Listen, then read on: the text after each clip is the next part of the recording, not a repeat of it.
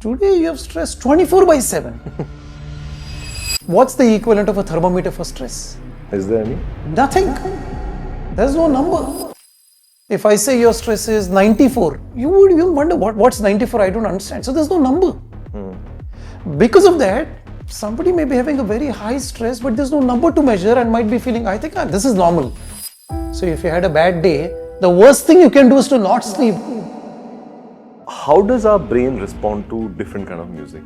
It is now nearly proven that soft, soothing, relaxed or classical music aid learning.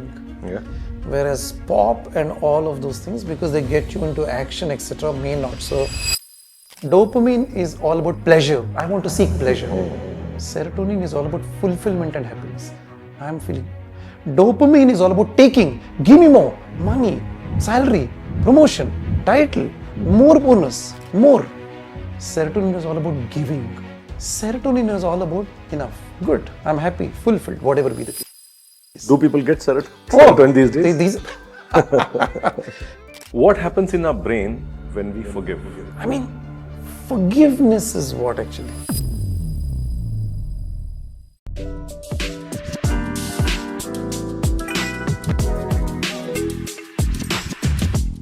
A neuroscience researcher who has spent more than a decade and who has been sharing his wisdom with folks around the world.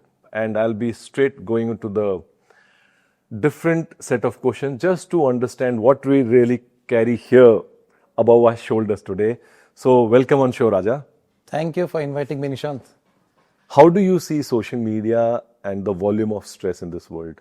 Social media is both good and bad depending on how you use it actually. There's no one answer.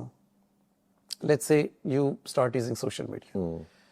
Initially, it's very addictive. It's exciting. I mean, there's just no end to information on it. You can, if you're on Instagram, there are these reels. You're on social media, keep scrolling, something new keeps coming up, another video keeps coming up. And as human beings, we are primates. We are visual animals. Out of our sense organs, the strongest is eyes, which is exactly what social media is designed for, seeing. You do nothing, keep seeing. Keep seeing, something more keeps hitting you. And as that novelty comes in, you want to do it even more because we have a chemical in the brain called dopamine. In simple English, dopamine is English language more. Anytime you use the word, I want more money, more success, more accomplishment, more growth, faster, quicker, I want to race. Anytime you say that, dopamine is in action. When it's not there, you feel demotivated, sit back and do nothing, etc. Dopamine is low. Let's say I post on LinkedIn. Initially, I had no expectation. I get 5 likes. I'm excited. It's a great post. I'm excited. Pretty soon, 5 is normal for me. 5 is not enough. I want 20. Soon 50. Soon 100. Because dopamine is no more flowing for me, etc. This explains the influencer need for more likes, more comments, more reposts and all that. Because then it becomes like an addiction and all that. Then it goes to the last stage where nothing really excites. And then you are on it 24 by 7. And it gets chronic for you. Yeah. Is it also a reason because of which, like, there was this huge controversy, still people talk about it. So whether it is, India's got latent, wherein people talk about the whole content being so beyond the limits, is it the brain seeking more and more and more and more and more kick, and then the content creator is bound to then go further edgy and cross those limits? That's how it's playing out? Absolutely well said, Nishant. You absolutely said. It's a little bit like treadmill example. I'm normally accustomed to walking on the treadmill at about 7 kilometers per hour. Give me some examples. This is walking. 7 after about 2-3 months, etc., stops producing any impact on me. It's business as usual. In the normal life, 7 kilometers per hour is a very good walking speed. Keep doing it. It's good for your health. You keep doing it for life. You're good. You don't need more. It's an exercise. Social media, 7 stops exciting you. Dopamine is no more flowing. You want 8. You want 9, 10, 11, 12. There's no end to it because dopamine is asking more. But how does it really work? Like, it's so addictive, yet so creates so much of stress. Yeah, no, it's addictive in the beginning. Any drug is addictive in the beginning. Anything is addictive in the beginning. When it becomes a routine, addiction stops. Because in the beginning, dopamine flows at 7. You got accustomed to 7, 8, like I said, 9, 10, etc. The brain is so smart. It's been designed by nature that it only flows for more. Which is why a millionaire wants to become a multi-millionaire. That one wants to become a billionaire. You get a level, you want the next promotion. You want the next promotion. Why do you want it? Because dopamine stops flowing at a level in a job. You just feel like, or you got a certain level of success. Not enough. You want more. You want more. This is where a balancing chemical called serotonin comes. These are like seesaw. Okay. Dopamine, serotonin. High serotonin, low dopamine. Almost balance. Dopamine is all more. Serotonin is all about enough. Good. I'm happy, fulfilled, whatever be the case. Do people get serotonin these days? If you're too much on dopamine, you're almost not letting it function actually. Oh. These are seesaws. So this chemical dopamine says, give me more. This chemical says, you know what, I'm fulfilled. It doesn't mean I don't want it. I'm fulfilled where I am. Dopamine is all about pleasure. I want to seek pleasure. Oh. Serotonin is all about fulfillment and happiness. I'm feeling. Dopamine is all about taking. Give me more. Money, salary, promotion, title, more bonus, more. Serotonin is all about giving. I want to give back to society. I want to do something, which is why sometimes when you do something without expecting anything in return, you feel a different fulfillment altogether. Yeah. That's because serotonin is in action. Serotonin makes you experience the feeling and experience that fulfillment, which is why when you do these meditations here and now, different sense of relaxation. Dopamine is like, I got this one, I don't want it, let's go more. So these are seesaw chemicals. In the world of social media, there is only dopamine. And that's why the stress. That's why the stress. That's why you want more and more and more. Raja, I have seen that extreme of so-called stress in my brain. Yeah. And there is a different brain, state of being that I'm carrying right now. And not that I don't get stressed right now, but it's very amusing when I see the whole world being stressed literally as a default setting. What's going on? I mean, we're living in a fast world, as you can imagine. 20,000, 30,000 years ago, life was like really slow. You woke up along with sunlight. You just had to eat some food and all that. You didn't have jobs, you didn't have work, you didn't have to travel 20 kilometers. There was no traffic, no pollution, none of these things. All you had to do was survive. Today you moved from survive to thrive. You want to do well, you want acclaim, you want all of that. Life has become really fast. Today you have stress 24/7. Some news is happening, there's geopolitical challenges. Your friend says something to you, the train did not come on time, there's traffic, there's pollution, and somebody did something on social media that you did not like, you were expecting something, you did not. You have stress all the time. And literally, might appear surprising if we were to measure it. I mean, we all have these thermometers, right? I mean, if you put a thermometer in your mouth for children or whatever, and then, hey, what's the temperature? And somebody says temperature is 98.4. You're like, wow, okay, I'm fine where I am. What's the equivalent of a thermometer for stress? Is there any? Nothing. Because of that, somebody may be having a very high stress, but there's no number to measure and might be feeling, I think this is normal. I'm okay. The absence of the equivalent of a thermometer doesn't help us realize how stressed we are. But if there were ever an equivalent of a thermometer, you will be amazed. 100% of the world is stressed to some degree or the 100%, every living being is stressed to some degree or the other. So, Raja, like you very nicely explained that earlier during the caveman days, there were very few reasons because of which we would be stressed. And now we are like in it, in every state of being, morning, evening, even while sleeping, like you rightly said. So, but what it tells me that it becomes like a chronic situation. Doesn't it do and affect our brains? Very much so. Very much. I mean, at the end of the day, 99 temperature has a different impact on the body than 104 and 5, at which point you're almost in the hospital and all that. Something similar happens in the brain also. Suppose it's a normal, by the way, a certain level of stress is good for the brain. Yeah. Think about a time when there's no stress, you're lazing around, there's nothing. This explains why people who are very fortunate, as we call them, they have everything, money earned by parents, they have nothing to do, no challenge in life, turn to wrong things, potentially wrong things like drugs and all of that, because there's no challenge left, there's no stress. They're trying to experience the stress the wrong way actually. So certain stress is actually good. It keeps you at energy levels. Certain, we call it in loose English language as challenge actually. You feel energetic. That kind of challenge is good. The thing is, when it goes extreme, it gets risky. Now, how do you know what's extreme? Imagine on the left side, you have something called as level of challenge. On the right side, level of skill. The two need to be balanced. If your challenge is balanced by your skill, you are at optimal energy. Even if the challenge is very high, you are very highly skilled, you have no problems, which is why very accomplished CEOs have extreme stress, but they can take it because they're skilled to that particular level. But when your challenge is too high compared to the skill that you have, now it's called as chronic.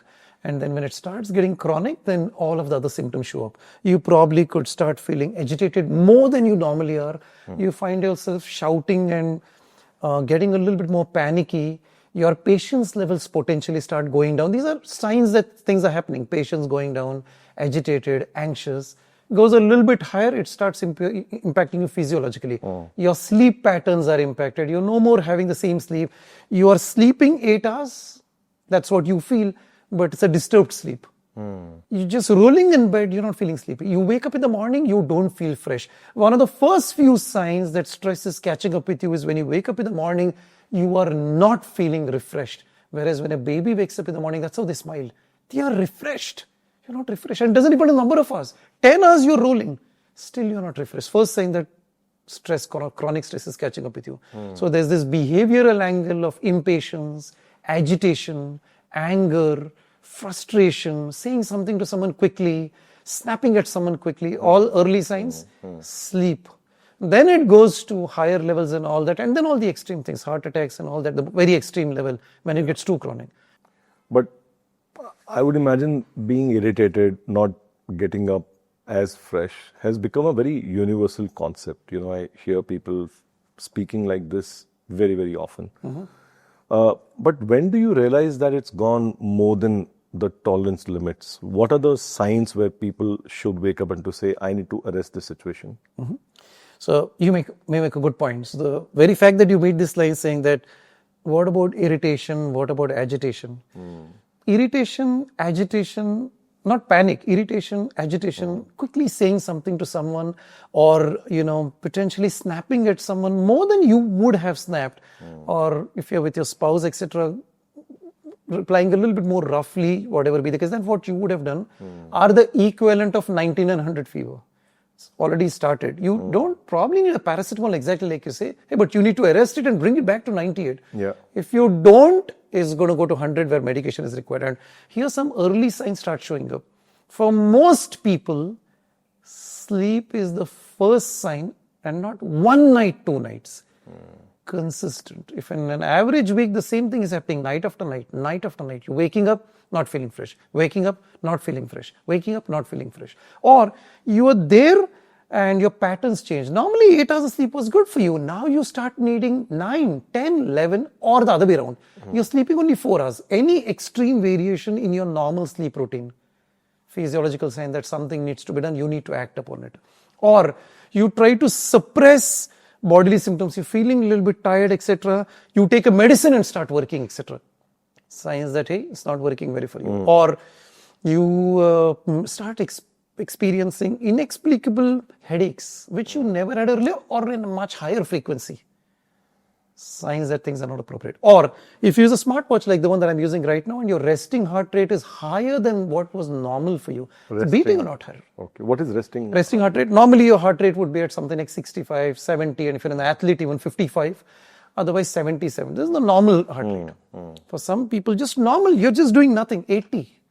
Your resting heart rate is already gone high because your heart is beating a lot more because you're stressed. It needs to pump that much more oxygen. Resting heart rate goes higher. So these are early signs. Sleep, resting heart rate, etc. And these behavioral patterns where people can point out. Like my son can say very quickly, you're getting angry a little too quickly. It's a sign I can make out, okay, this. These are some early signs that you reach 100, 100.5, 101 and you need to act quickly. You don't, and then the rest of things follow suit actually. We've always been told early to sleep, early to rise. Is that the way the world should be following it, or is there a alter view around it? It's not for everyone. Yeah. Absolutely not. It's a myth. What's important is this. You sleep at the time that works, wake up at the time that works. After you wake up in the morning, are you feeling refreshed? Are you feeling rested? Not what you tell the world. Yourself, I'm rested. I just had enough sleep. It can be 5 hours, it can be 22 hours. Are you feeling rested or no? For the vast majority of the population, it will be around 8 hours, as you can imagine. If you are rested, you're good to go. That's it. It's your personal thing. So now, early to bed, early to rise is good, but for that segment of population, not a generalization. So if somebody says, I'm more of a night person, we should not ridicule the person. Absolutely not. That is the person's personality. There are so many successful people who have great film actors in our own industry, and there are these kinds of stories from Shah Rukh Khan where he talks about, I sleep at 5 a.m. and wake up at 11 or 12. I don't think he's not unsuccessful by any stretch of imagination. He's not the person and he's following his life, so it's perfectly fine. Now, you could probably be working in a corporate world where you can't, come to the office at 2, suppose there are rules and all that. You'll have to then figure out what works as a practice, but go with what's best for your brain, and you will be able to figure it out as you go ahead in life. Yeah, but this whole 8-hour sleep, I don't know many people around my circle who are really sleeping for 8 hours. Is it really 8 hours? I mean, again, this is another myth. There's absolutely no need to sleep exact 8 hours. You sleep for whatever number of works for you. I mean, there are these yogic practitioners who do Yog Nidra and all that. They just sleep for 2 hours, 3 hours, and probably, or those meditation practitioners who practice for about 15, 16 hours a day, they must be sleeping for fewer hours and are much more refreshed. And their parameters are much better than anyone else. So what's important is to figure out what works well for you. Once you know yourself, you do what works well for you. Sleep is the time you're with yourself. You're one of the few things for which you don't need validation from the others. Do what works for you, what gets you at an optimal state. Can be less, more. If you are fresh after waking up, fine. Some people don't sleep at a stretch. They sleep at night, they then sleep in a siesta in the afternoon. Absolutely fine, no problems. You don't have to even count, I slept 6-1, don't worry about it. Your body will tell you what's appropriate if you just take it. Now, for some people that work in certain setups, afternoon sleep is not possible, no problems. Then you can adjust it back and forth. But siestas or afternoon sleeps or power naps are found to have an enormously positive impact on productivity. So Raja, definitely. So sleep is so important, as I understand. But why is it so important? And if you can, make me and my viewers understand what really happens when we sleep. Yeah, sure. So let's take somebody who sleeps 8 hours a day. I'm just giving 8 as an example. Different people sleep different, etc. What happens in these 8 hours? Broadly, it's 2 parts. Okay.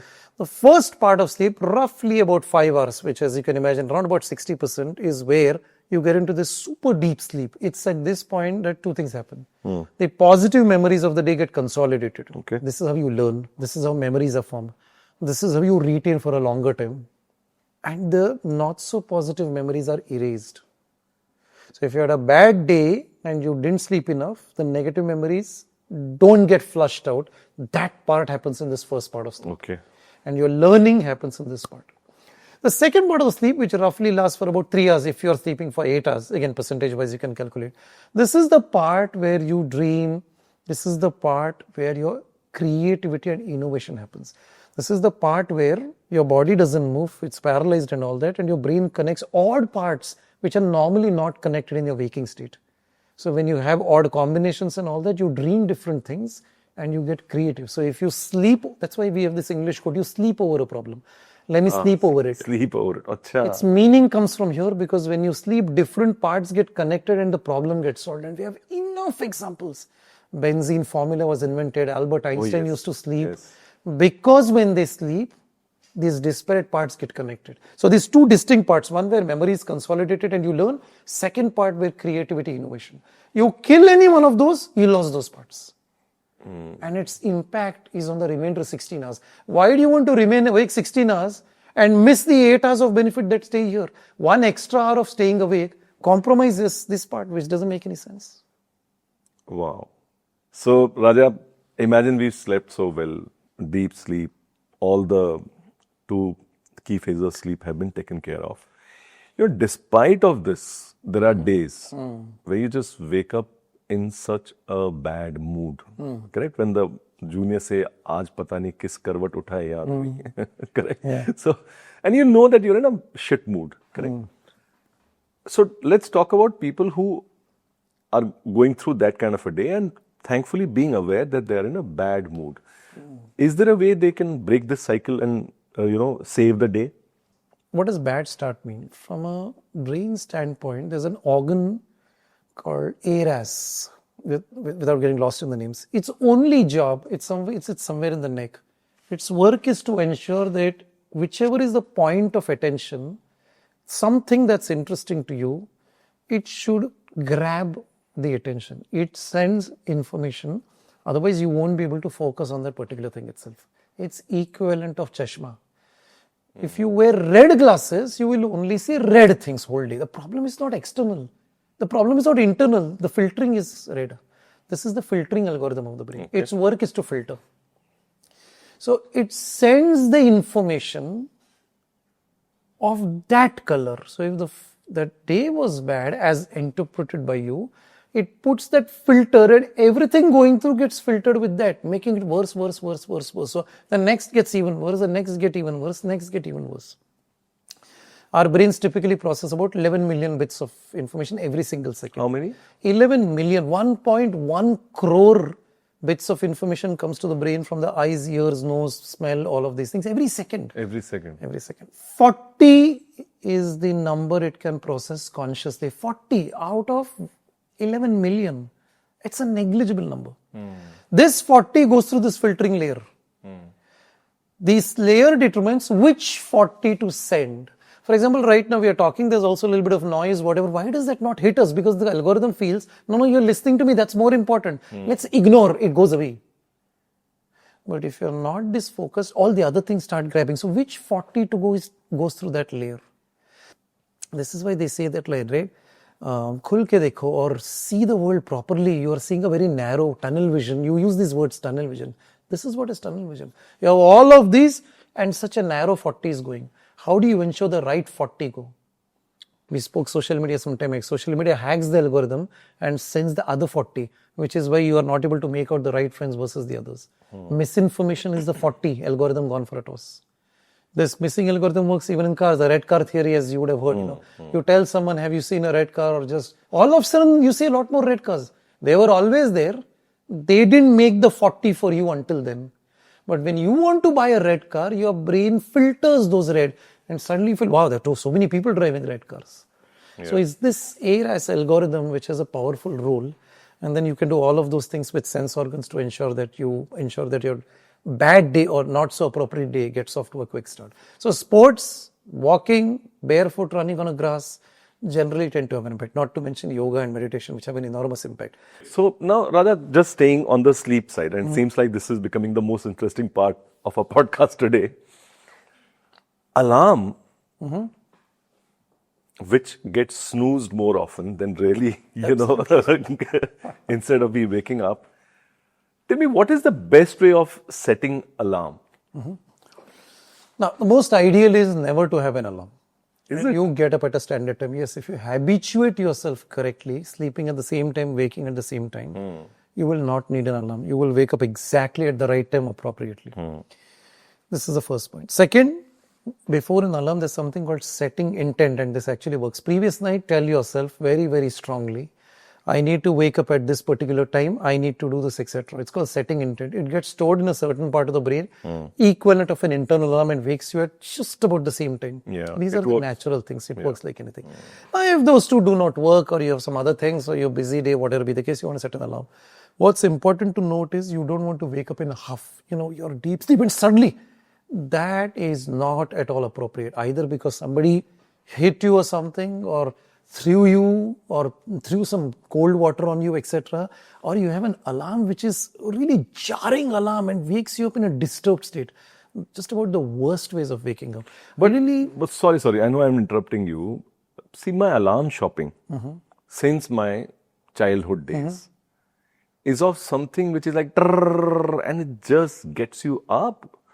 But what you're saying that It's the most rustic. Well, it works. yeah, It works. It wakes you up. It's a rustic way of doing it. rustic way of doing it. You can also run without shoes. Gets the job done, you can run. It has side effects. So what is your suggestion? You choose an alarm, not a cell phone alarm. Nothing is worse than using a cell phone alarm. In fact, cell phone should never be in the room that you're sleeping. It should be in another room. It doesn't have an outside. It has a outsized impact. It should be a proper alarm clock. The alarm should be a gentle alarm. For example, a chirping bird's alarm or a soft music alarm. You'll still wake up. There is no question about it.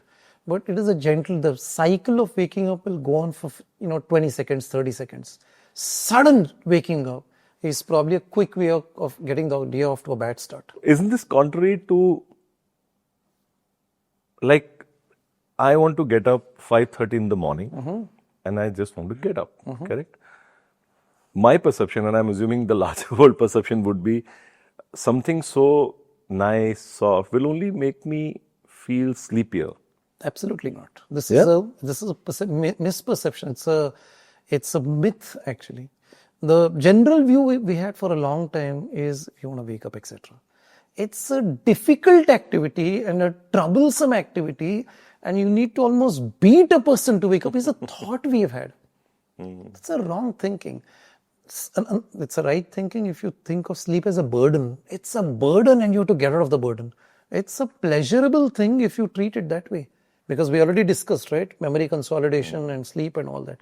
If you are coming out of a pleasing thing, why do you want to come out of a pleasing thing with pain? So done correctly, sure, you may not wake up in a second. You'll probably take 30 seconds, 40 seconds. You slept for 8 hours, 7 hours, whatever.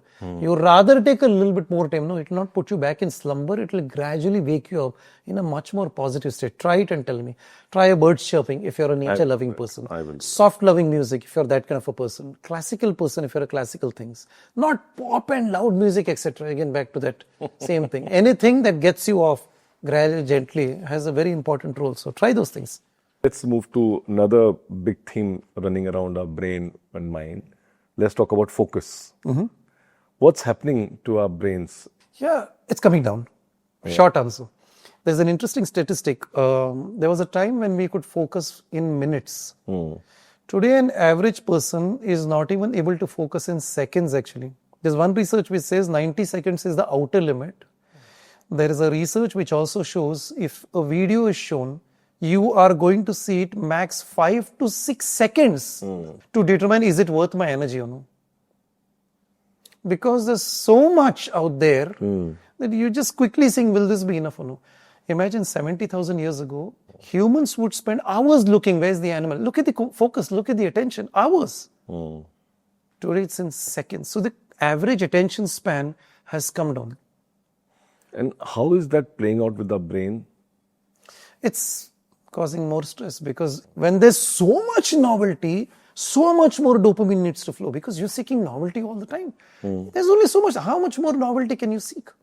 And when you keep doing all of these kinds of things, those that naturally need longer attention, learning needs attention.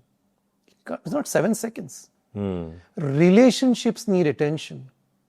If you want to build a long relationship, long-serving relationship, one that's mutually beneficial with a person, with your spouse, with your kids, it's not going to happen by giving 7 seconds. Explaining why there's a kid asking a question and what are the parents doing? They're scrolling the screen. There's no relationship.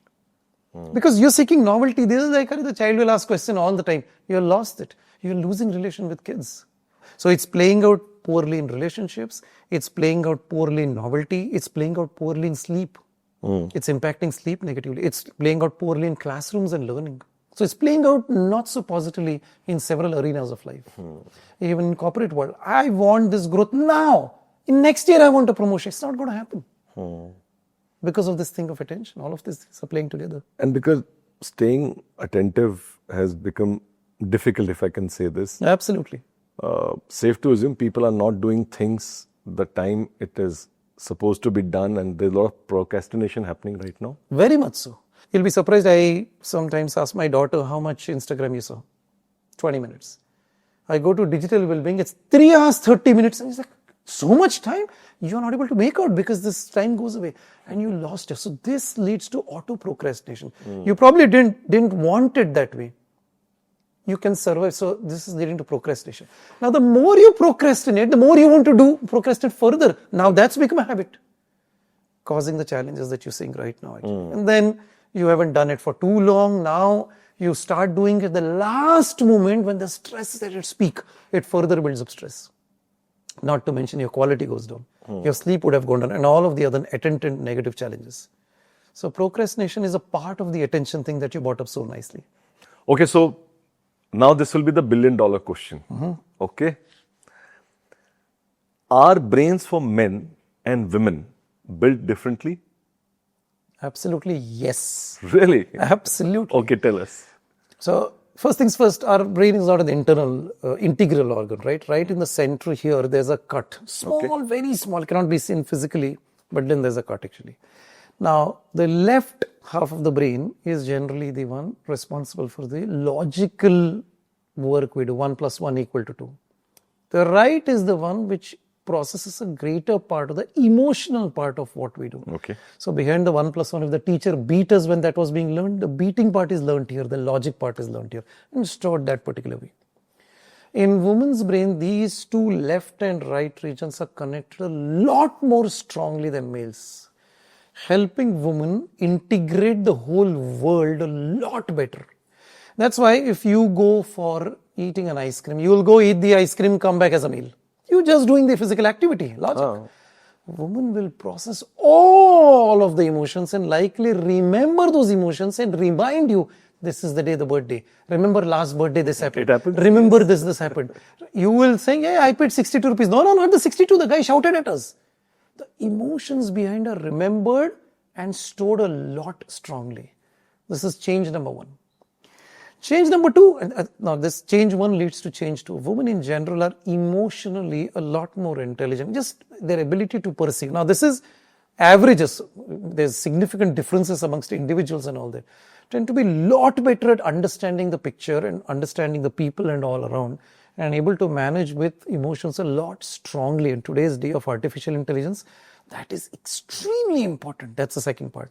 Males on the contrary would be a lot more dependent on IQ, raw IQ, intelligence and all that. That is a second major difference between males and females.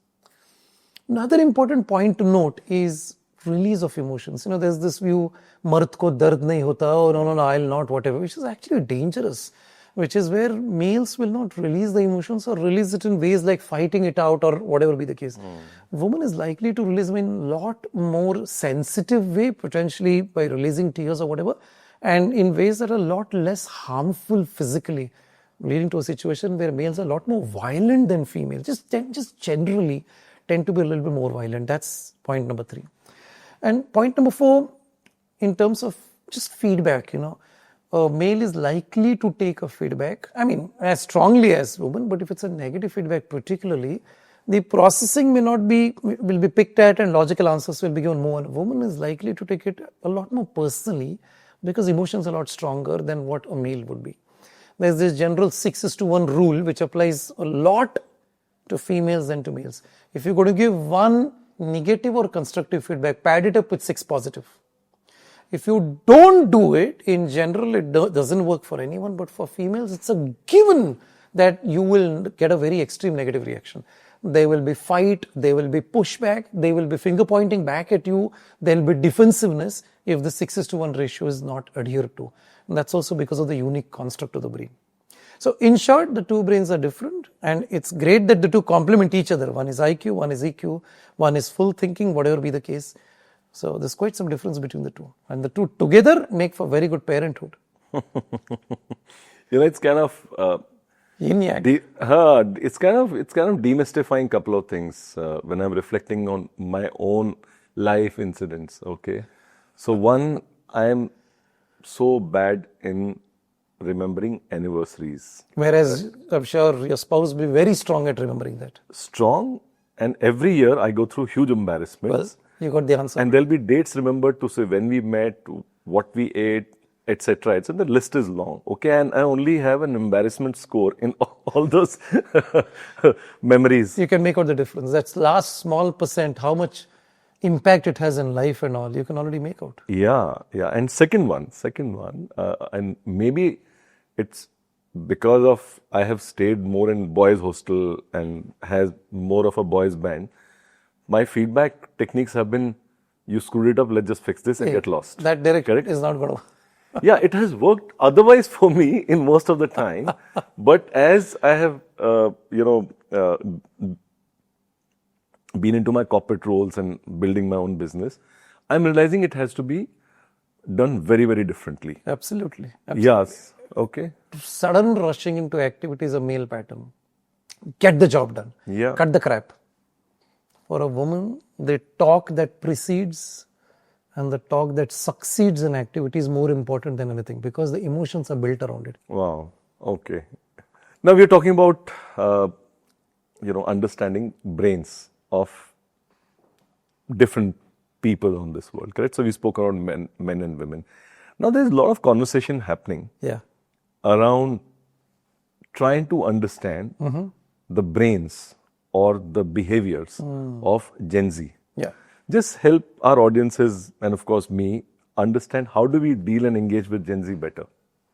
Yeah, I mean, this is a big topic, and I've seen a lot of management thinkers also, give a lot of advice. Oh, Gen Zs are very entitled set, and I'll work only 7 hours. I'll not do this. I need a balance, and this is a different set, and this is the most different generation than the others. That's true, but that's not accidental. That's also because of the way we are evolved. No other generation did the world change so fast as it's changing in this generation. No generation was born with a cell phone at the time of birth itself. Right at the time of birth, you show reels to a particular person to keep them engaged so you can have your own lunch. Yeah. Or child will then take care of itself. So these are literally digitally born kids. A reel for you is a thing, for them it's as much as oxygen. There's also a generation which has been raised in abundance, if that's the right way of putting, relatively more abundance than any other generation. So abundance is a part of life. Balance is a part of life. This is also the generation which has had most of it, if not all of it. And the view is, look, I want to lead it on my terms. I've already had it. People like you and me have had to figure it out, struggle and get it, which is where a different perspective came. For that, they got it with born with a silver spoon on day one. So when you're already raised in abundance, you had it all from day one. Digital was part of your life. Your attention span was low right from beginning. Rote learning is not what you like because you were exposed to different forms. You were exposed to a lot of different things in life. You're bound to think, work, act different because our childhood has an outsized role on what we turn out to be when we are adults. So with all the abundance, you don't want a situation, work 10, 12 hours. You're like, no, I want to lead it on my own terms. I've had a lot of freedom at that point. It's built into me. It's second nature to me. Don't force me to adhere to your terms. Why? It's not rebelling. That's what we call it. It's their life itself. That's how they are raised. That's how they are. Or don't ask you, don't see this one, don't see that. Or work these many hours. Oh, no. Don't tell all that to me. We were born in a generation where freedom, flexibility was part of our life. Oh, vertical growth and ambition is the only thing. No, balance is important. I want to work and I also want to enjoy my life. I want to go and watch a movie in the evening. The previous generation that was raised in less abundance or their view is, hey, let me work as many hours as I want. I want to protect. You weren't raised in abundance. So it's the shift in the way they were raised and the first 20 years that have shaped out to be for Gen Zs that results in the behavior. Now, I'm not talking about the very reckless parts of it, but by and large that are shaped. And people behave in line with how they are shaped. So it's a different generation with a different upbringing, a different thought process, a different perspective. Rather than mocking that, the way I would look at it is to understand the angle that they came from and then shape it around that. If it's a case of someone wanting a balance and saying, don't make me work 20 hours to do, I'll do it in the same, I'll do it as well. Perfectly fine. Give me more flexibility versus a more rigid. Absolutely fine. Build a different kind of structure to it. No problems. If you're able to understand, it will produce results. Exactly what we spoke about males and females. If you understand why the dates are so important and you put some effort, you're adapting. So it's a case of adaptation more than mocking that generation or treating them as entitled and all that. I would treat it as more as a different way of upbringing and a different relationship that should exist for the two to coexist together. Yeah. In the same scenario, I personally struggle a lot due to my overthinking. How do I know I'm overthinking? And how can I manage my overthinking? I'm sure there'll be a lot of my viewers here also would be resonating with this.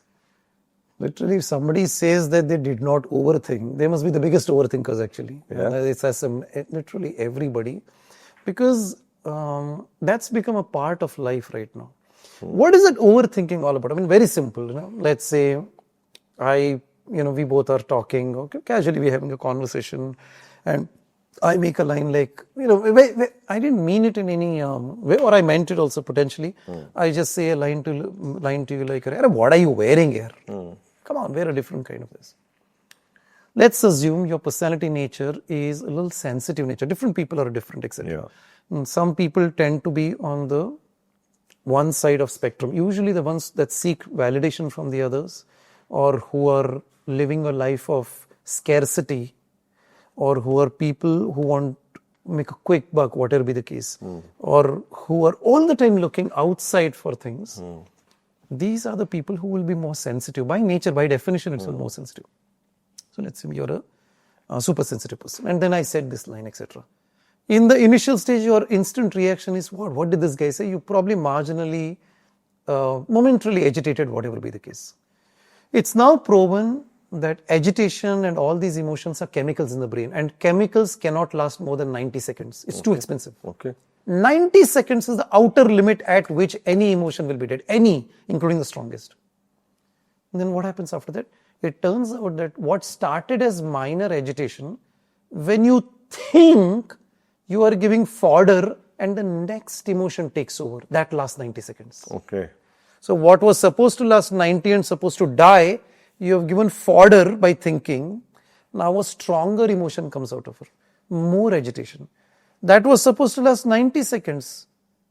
But you gave fodder to it. You're thinking, you're indulging in it. Now it moves to extreme anger. And then goes to whatever rage, jealousy, and then all kinds of things. Jealousy, some more episode comes back 10 days ago. That guy said it. This is what the guy meant. Now it gets into revenge. I'll give it back tomorrow. So what started as minor agitation has gone to revenge, potentially panic, to maybe this is how I'm being treated all the time. Now you're generalized. So what started as 90 seconds, 90, it builds it, and then it goes into the night. Now you can't sleep anymore. So now what has happened? What started at one level went to a different level. This is the spiral of overthinking. So you indulge in one emotion, think. Then you notice one thing, next time you overthink. After 2 hours, your overthinking spiral is stronger and your emotion is much stronger than the original emotion you started with. So it starts getting stronger. The spiral gets bigger, much bigger spiral. And if it reaches a certain level, there's a threshold point, it starts impacting sleep. You can't sleep anymore. You need a base level of peace to sleep. If it crosses it, this is called as disturbed sleep.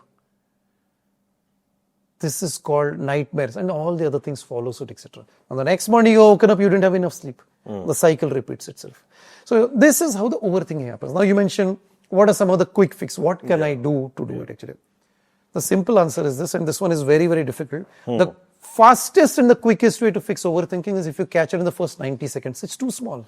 First 90 seconds. First 90. Because at that particular point, it's too small. Its impact is very less. It's because you indulged in it that stronger emotions came. First is to catch yourself. Very difficult to do. The only known way to do it is practice certain things. If you keep practicing certain things, meditation, for example, is one such technique.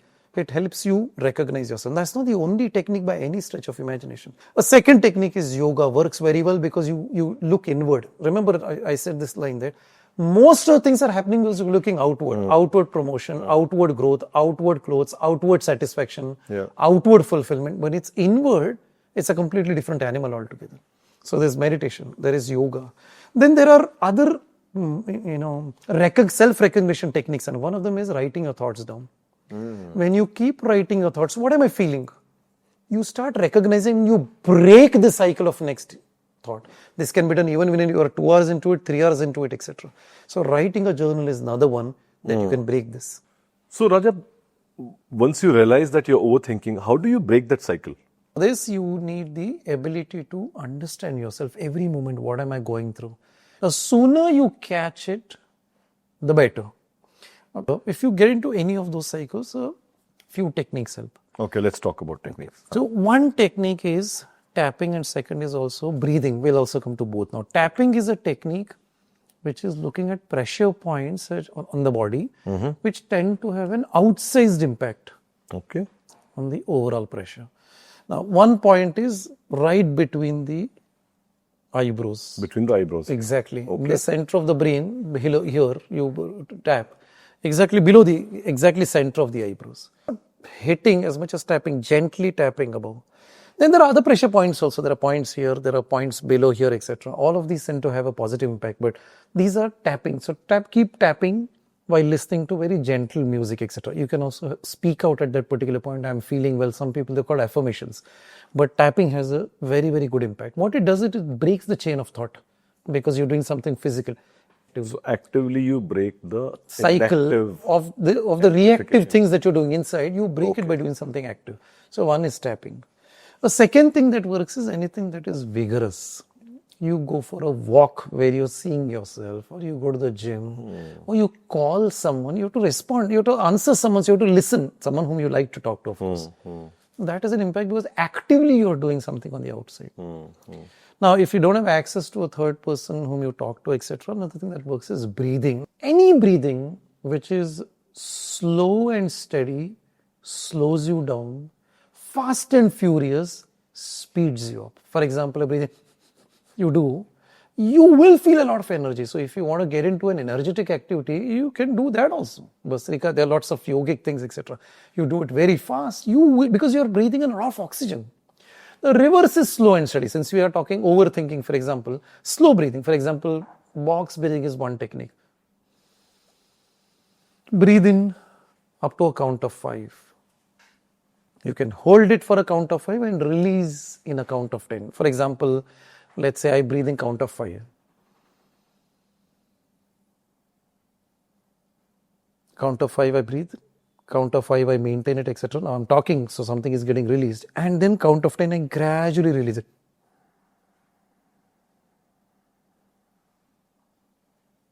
When I'm doing this, important is to be active in this activity. If you're in a different activity, it doesn't help actually. This thing tends to slow things down or activate the parasympathetic nervous system, as it goes, slow things down. That has an impact also, for example. All of these are various techniques to break the overthinking spiral. So in this world today, and not just social media overall, you know, where we are seeking this dopamine, this validation, this kick out here, how do you still find out ways to feel content without seeking external validation? Actually, this whole concept of external validation is built into us. 20,000 years ago, if a human being was left alone, it was a given that a lion or a tiger would eat that. Because all these animals are much more powerful, much stronger, these wild animals. The only thing human being had more of was a better brain, better developed brain. The only way they realize we can survive is if we all are together and we come together, lit a bonfire and do things, etc., that can save us together. Togetherness was important, social. And the only way you could be social is if the group accepted you or the group validated you. This is how it started, from a survival. Our brains were created for survival, not for thrive. They built for survival. Today, that's all gone. You won't see a tiger anywhere. There's almost zero chance you and me are going to have a wild animal coming here and all. That's all gone. However, the parts of the brain that were built, they are still surviving. They want validation. You now seek a different kind of validation, not the validation to survive. What validation do you seek? You wear a dress. Am I looking good? You buy a vehicle. Do people like the vehicle? Yeah. So there are more than enough people that do things thinking or hoping the other people validate. There are enough number of people who actually wear a nice dress. They look good in it. But if this circle doesn't validate, they'll even throw it away. That applies to colleges. That applies to people. Choose things based on that. It started from there actually, and now it's part of life. Now you ask the question saying, so how do we get out of it? We don't need to. It's fine. It's certain things, etc., because there are friends, they all go to have an ice cream, you want to go, etc., perfectly fine. The risk starts when it starts getting chronic. Now you're willing to do anything just to be a part of the circle and validated. How does smoking start for a large number of people? I want to be a part, everybody's a smoker, why don't I do it? Feels cool, I'm part of the group. How does alcohol start for most people? Start somewhere else. So when you start going these directions, that because I want, now the smoking and all of those things are the teenage level things or the early adult. Think about the latter parts of it. I want to belong to that particular circle. I'll work 24 hours a day in order to get the promotion to belong to the circle. Chronic, it's starting getting risky. You have to get the validation, you're willing to do anything. Or there is this person will like a post if I do something. You're pandering to the needs of people. That may not be something you wanted to do. Now it started to get risky. When you start recognizing these, it starts getting risky. You think becoming a minimalist or appreciating that space can create this balance? Also, but you don't necessarily need to be one. I mean, there are billionaires in the world, for example, right now, who also are extremely fulfilled. I mean, there's Warren Buffett and all of these people. I don't think they put even an iota of effort to seek validation from anyone. He might be driving a car which you and me would have driven when we were just 21 or whatever be the case. They've crossed the stage of validation. They don't feel the need, etc. They've crossed that stage. So being a minimalist is fine, but in simple language, being comfortable in your skin is the base. It's the base of having serotonin. You have to feel comfortable in your own skin. So basically recognizing your authentic self and staying true to it is the root of ensuring that you will be in a stable state, etc. You think is seeking validation and, in Hindi if I can say, log kya kahenge, is it the biggest stress that we are dealing with? I mean, it's one of the big stress because you try to pander to the needs of someone. Validation. And very, very important, a lot of people are seeking external validation. There's another problem there. From the wrong people.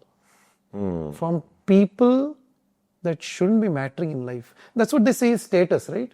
Buying things you don't want to appeal to people whom you don't like. But you have to keep up with the society. This breeds stress because you're now you're buying, you're doing things that's not required, etc. So long as you are internally fulfilled and you're seeking validation from the right people. My kids matter a lot to me, my wife matters a lot, my mentor matters a lot. To these people, I seek validation. But some of the other, I will not seek validation. If you can draw those boundaries, fine. If you don't, then you said it so right. You're trying to fulfill everyone in the world. There are 5 billion people. How many can you fulfill? And 2 people say the opposite thing. You are one thing to this, exactly the opposite to the other. You are going to experience chronic stress. Yeah, so Raja, let's talk about brain and what different things do to our brain. Things may be in our control or not in control. Absolutely. But we do get affected with this. Let's start with music. That's my favorite space. Okay. How does our brain respond to different kind of music? So we're probably one of the only few animals that are extremely sensitive to music. Yeah. Along the entire spectrum of emotions, from the very high energy ones to the more calming ones, etc. And music is something that impacts all parts of the brain. That's why when you're seeing some fast music, etc., you find yourself tapping your legs. Yeah. It impacts you in terms of physical activity also. You find yourself when listening to very, very classical music or certain types of music, you find yourself very relaxed. You just lost in it, or ghazals or whatever be the case, exactly like you say. Because this is another type of music. Pop music or fast music gets you into action. So if you go to a concert, whatever be the case, they will not be playing relaxed classical music unless you go for that. You will be, this pop music, fast music, you'll see the audience dancing and jumping and all because they want to get them into energy and all that. So each of these different musics have a different impact on the brain. Now, 2 important points about music before you think it's just fun and getting just people in. Music has an extremely powerful role to play in learning. It is now nearly proven that soft, soothing, relaxed or classical musics aid learning. Whereas pop and all of those things, because they get you into action, etc., may not. So these kinds of music are very, very good for learning. If you want to get into an exciting state, whatever, because you find yourself a little bit dull and how should I get more energetic? Music can energize you like nothing else. Listen to a fast beat music. Again, it's not the same for everyone, but a vast majority. You will find yourself tapping your feet, whatever be the case, getting into action, loud music, etc. It has a powerful impact. So music has an impact in all areas, from getting into action, getting more relaxed, learning better, soothing state, etc.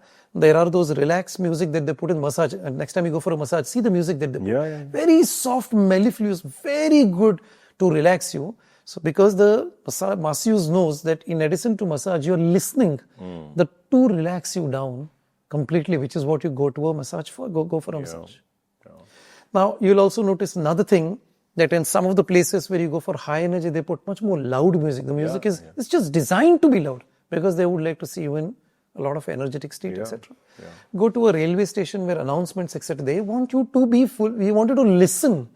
It is silent, and all of a sudden the loud music. Next train coming, so and so, so and so, because they don't want you to be relaxed at that point. It's all done very intentionally. So loud, soft, etc. Music of all kinds, and we are amongst the most sensitive people to music.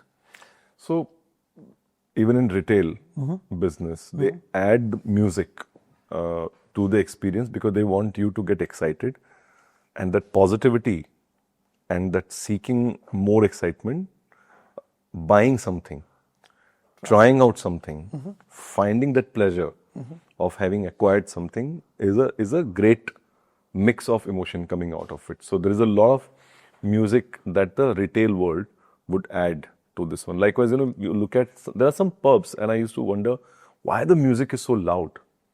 And you actually land up having lesser conversation, more alcohol, a lot of food, In and fact, a it's heavy proven. bill. In fact, it's exactly the bill part I'll come to, but then you're absolutely right. Yeah. If it's very loud, whatever, it's conducive to having more alcohol. They get the bill, you get the pleasure, if at all you're someone seeking that kind of pleasure. Whatever. But here's, an interesting point actually. Next time you go to a mall, just check out the various shops. All shops are not playing the same music. Yeah, you're right. Yeah. The music varies from shop to shop, and the perfume used by various shops is different. The combination of a soft music with a soft perfume has a different impact on your buying pattern than an extremely strong perfume with loud music. So those shops which are more interested in having you wait and then calmly make a decision, go for the former. Those that want you to go for impulse buying, no thinking fast, go for the latter. Everything is thought through. So music, perfume, all of these have a huge impact, not to mention the lighting in the store and all that. Check these out. You may think it all looks very beautiful. The mall owner and the shop owner have not planned it just for beauty. They have done it for business. They want you to come and buy. That's where window shopping and comes in. Yeah. So I use this as a trick, by the way. So I come from events background. Still part of my business is into events. When my client has come to the venue to see how it is going, so they'll try to typically look around, how is the branding, LED, AV, etc., correct? So there is just that much of what they can see, and they can gain a confidence of preparedness. First thing that I ask my team is to put music. And I've seen the emotions are so much more positive. Absolutely. They kind of, the audio you can't see, but it's actually filling the room. Absolutely. And it's filling their senses. And they feel that, it's all coming together. Yeah, it's all coming together. That's the point. Yeah. So never in an event have a dull moment. Absolutely. Have right at the entry there should be music.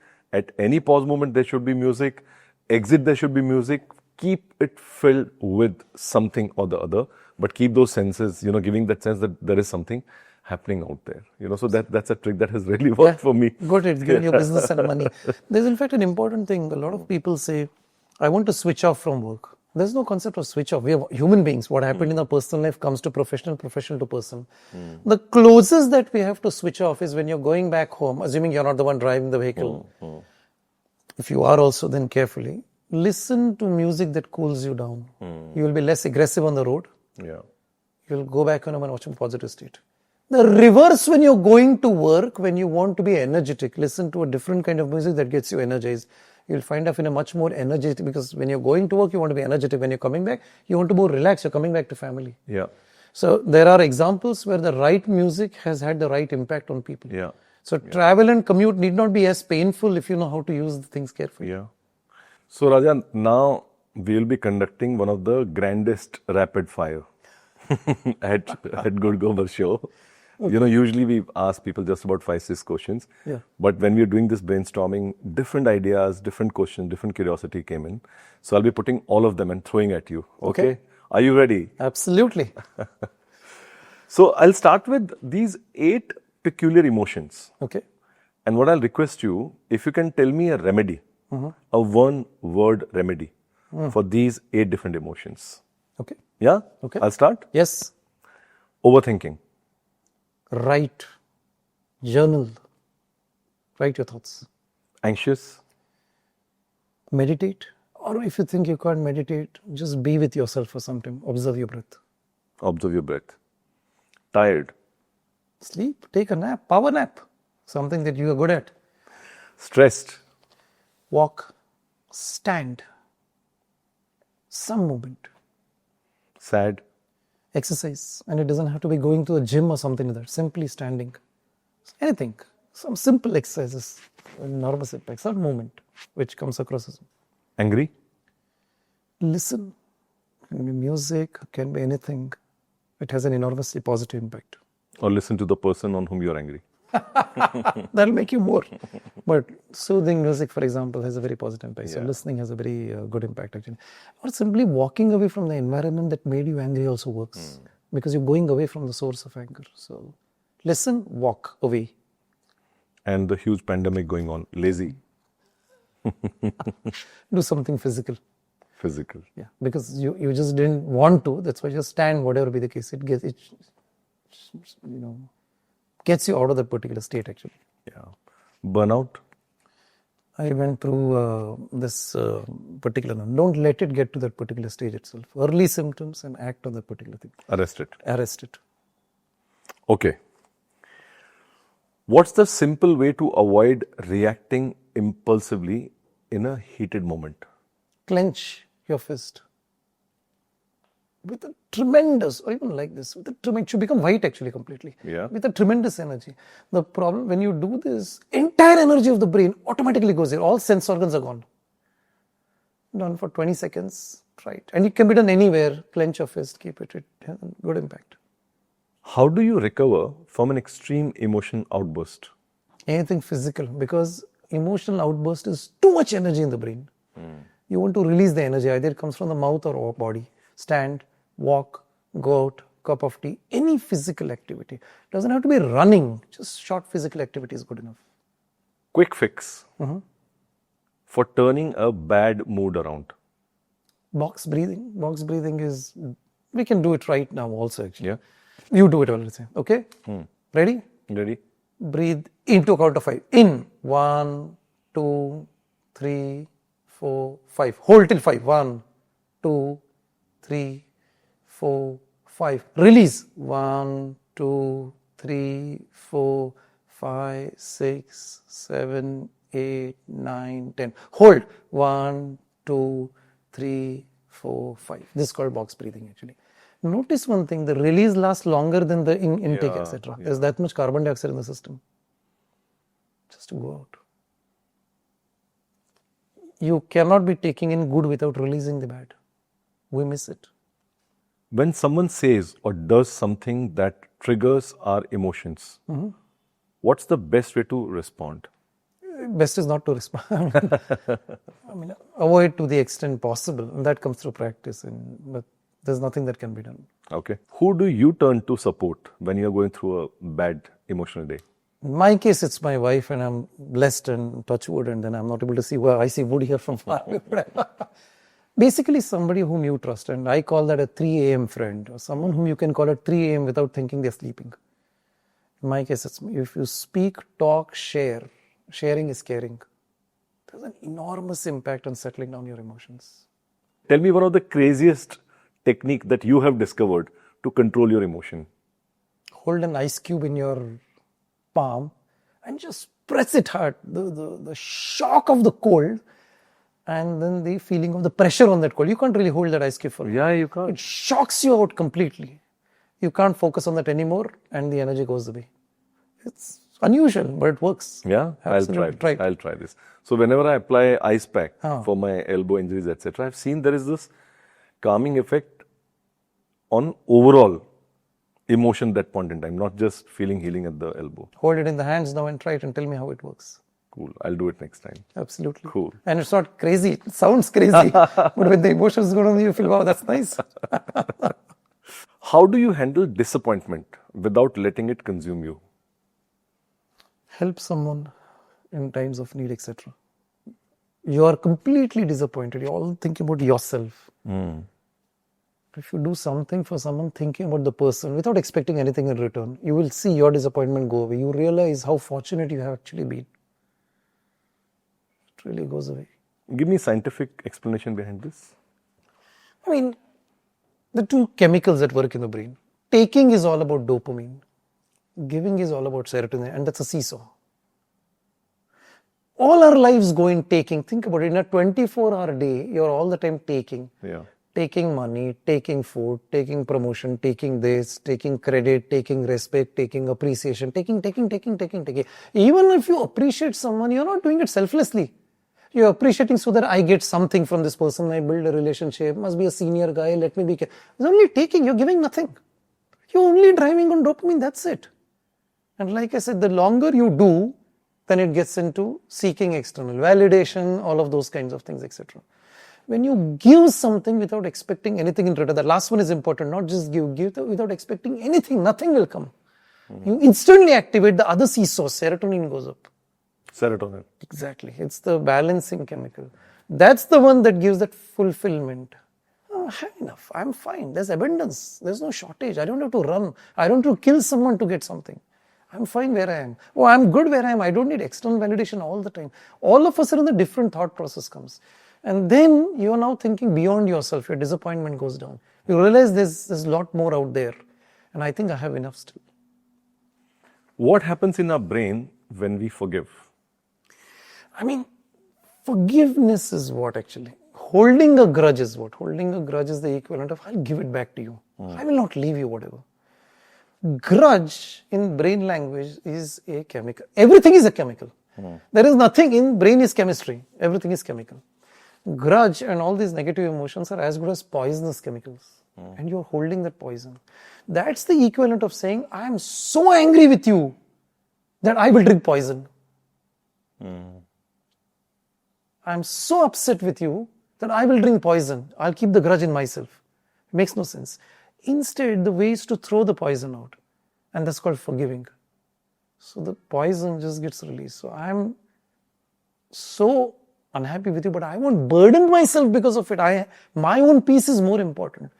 This is called forgiving. And there are lots of techniques available for forgiving. Very important, actually. How do you balance expressing emotions while maintaining a level of composure and professionalism? Stop seeking external validation. A large part of I want to be careful how I come across is seeking external validation. Yeah. That's why you're sensitive. If you stop seeking, you won't care about it actually. It doesn't matter anymore. Compassion in leadership, strength or weakness? Absolute strength. Yeah. And with each passing year, with artificial intelligence coming in, it's getting even more stronger and more important. Mandatory requirement. How to use our brain to beat artificial intelligence in future? Practice compassion and leadership. Because artificial intelligence doesn't have emotions, doesn't have compassion. It's a straightforward thing. You are now differentiating yourself from artificial intelligence. One myth about the brain that you wish would go away. That stress is bad for the brain. It is not. A certain level of stress is actually good. Otherwise, you'll be bored to death. It's only when it gets above a level beyond your skills that it's bad. So one that matches your skills is excellent and probably desirable for you. It's not called stress, it's called challenge at that point. And we all need challenges to succeed. Yeah. What is a mental wellness hack you swear by, but most people kind of ignore? That giving is better than taking. We are all trained to only take, not give. Yeah. Giving is very important. Works wonders. The most underrated superpower of the human mind. Daydreaming. A lot of us think of daydreaming as insulting and all that. All major discoveries in the world happened at that time. Yeah. People daydreamed, they had the problem in the mind and then just went into a reverie. They came up with a solution after they woke up, and it was not necessarily at night. It was a day, desk, whatever. It's a powerful technique that we all can use. What is one daily habit or routine that people think boosts effectiveness but is actually sabotaging the brain function? Scrolling of social media reels. And endlessly scrolling. Yeah. It's extremely unlikely to produce any positive results. Yeah. So one question I have, which I thought of now as you were speaking. So I'll ask, let's see, and I have a feeling you may have a ready answer for this one. How can we enhance the percentage of brain that we use? Now, we pretty much use 100% of our brain in doing everything. It's impossible to just use one part of the brain. So we are using 100% of the brain. What's probably more important is how do we perform to the potential that we are born with, because we don't use most of our potential. Yeah. The reason we do not use most of our potential is a large part of time is spent not in thinking about our potential, but in thinking about what the other people will think if you exercise the potential. Back to external validation, back to seeking gratification, back to thinking about the others and all that. You will not be able to perform at your peak and use the full capacities that you're born with so long as you're thinking, what will others think? Log kya kahenge, wo kya kahega, what will happen? There's a great quote. What others think of you is none of your business. It is their business. Don't make it your business. Okay, so one last concluding question. If somebody listening to this podcast, watching this podcast, decides to have a healthier brain life from here on, what is that one thing that you would suggest the person should do? First, see the entire podcast through and through, completely. Every part of it with full concentration. Yeah. And then giving is more important than taking. Share with the others. Share it with more people. Give it to them so they benefit from it. There are lots of things we discussed in this talk. Even if one of them you take and implement, that's enough. All of them, great. One of them. So use the thing of giving. Your serotonin will get boosted. Share it liberally. You often share viral things, etc., and all of those things just for fun. This you're sharing for yourself. Do this time selfishly. Your serotonin levels will improve. So listen to it, implement it. Your dopamine will improve. Share it with more and more and more. Your serotonin will improve. Super. What a scientific way of concluding this, one of the most educational and vibrant podcasts that we shot today. Raja, thank you so much. Today I saw one of the most generous, one of the most patient, and I know how much in the background you prepared, how many times we had this discussion, and it has come together, and you've given me almost half of your day today and coming all the way from Pune. So thank you so much for giving me your time, your energy, and your blessings to my small channel, and hope we are able to take this to a much larger audiences. I wish you all the best, and thank you for having me. Thank you so much, Raja. Best of luck. Thank you. Thank you.